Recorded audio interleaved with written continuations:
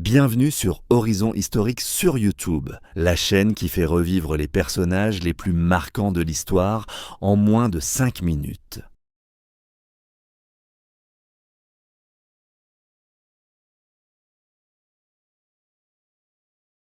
Lafayette naît à Chavagnac, en Auvergne, le 6 septembre 1757, dans un vieux château battu par les vents, au cœur de la France. Son nom entier est long comme une lignée de noblesse. Marie-Joseph-Paul Yves Roche Gilbert Dumotier, marquis de Lafayette.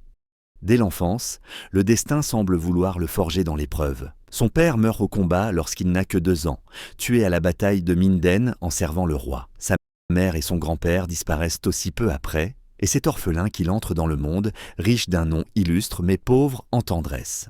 À 16 ans, il épouse Adrienne de Noailles, issue d'une puissante famille aristocratique. Ce mariage arrangé devient pourtant une histoire d'amour sincère, et Adrienne sera sa fidèle compagne, dans la lumière comme dans l'ombre. Ensemble, ils auront 4 enfants, dont 3 survivront. Mais Lafayette n'est pas homme à rester dans les salons.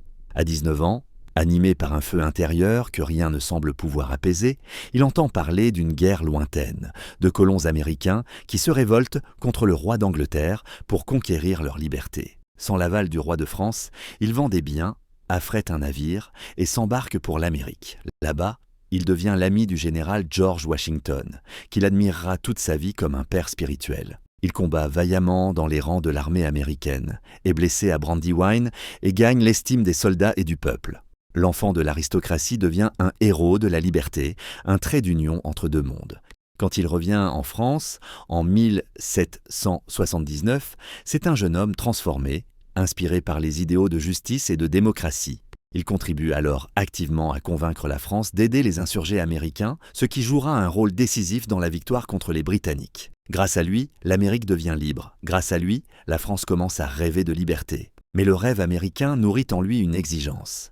Il veut offrir les mêmes droits à son propre peuple. En 1789, au moment où la Révolution française éclate, Lafayette est déjà un homme d'expérience. Il est nommé commandant de la garde nationale de Paris et cherche à maintenir l'équilibre entre un roi qui vacille et un peuple qui gronde. C'est lui qui fait adopter la Déclaration des droits de l'homme et du citoyen, en s'inspirant directement des principes américains et des philosophes des Lumières. Il rêve d'une monarchie constitutionnelle, comme en Angleterre. Mais l'histoire est en marche, impitoyable, et Lafayette, trop modéré pour les révolutionnaires, trop républicain pour les royalistes, se retrouve bientôt isolé. En 1792, il tente de fuir, après avoir désapprouvé les excès révolutionnaires. Il est arrêté par les Autrichiens et passe 5 longues années en prison. Son épouse Adrienne, fidèle entre toutes, obtient l'autorisation de le rejoindre et partage son sort. Le vent tourne enfin en 1797. Libéré, Lafayette revient en France, vieilli mais toujours debout. Il refuse de collaborer avec Napoléon, qu'il juge trop autoritaire. Il garde intact son attachement à la liberté, ce mot qu'il chérit plus que tout. Sous la Restauration, puis sous la monarchie de Juillet, il continue de défendre ses idéaux. En 1824, il retourne aux États-Unis, accueilli en héros. Les villes le fêtent, les foules l'acclament. Il est alors surnommé affectueusement le héros des 2 mondes. Partout, on le célèbre pour ce qu'il incarne, un pont vivant entre 2 révolutions, 2 continents, 2 peuples épris de justice. De retour en France, il s'éteint à Paris le 20 mai 1834, à l'âge de 76 ans. Son enterrement est simple, mais les Américains déposent de la terre de Bunker Hill sur sa tombe, comme pour ne jamais rompre le lien. Il est difficile de résumer une vie si dense, si riche de combats, d'espoir et de contradictions.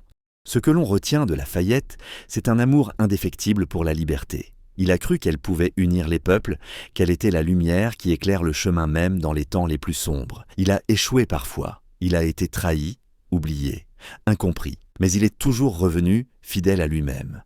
Un jour, il a dit « L'insurrection est, pour le peuple, le plus sacré des droits et le plus indispensable des devoirs. » Ces mots résonnent encore comme une cloche de justice dans les mémoires. Lafayette n'était pas un homme parfait. Il n'a pas su toujours apaiser les tempêtes, mais il a cherché, avec sincérité, à construire un monde plus juste, à rapprocher les cœurs et les peuples. Il a vécu comme on écrit une lettre aux générations futures, avec passion, courage et le goût du bien commun. Son histoire nous rappelle que la vraie noblesse n'est pas dans le sang, mais dans les actes. Et qu'au fond, il n'y a pas de plus belle vie que celle donnée à une grande cause. Tu veux encore plus d'histoires incroyables? Alors like la vidéo et abonne-toi pour ne rien rater.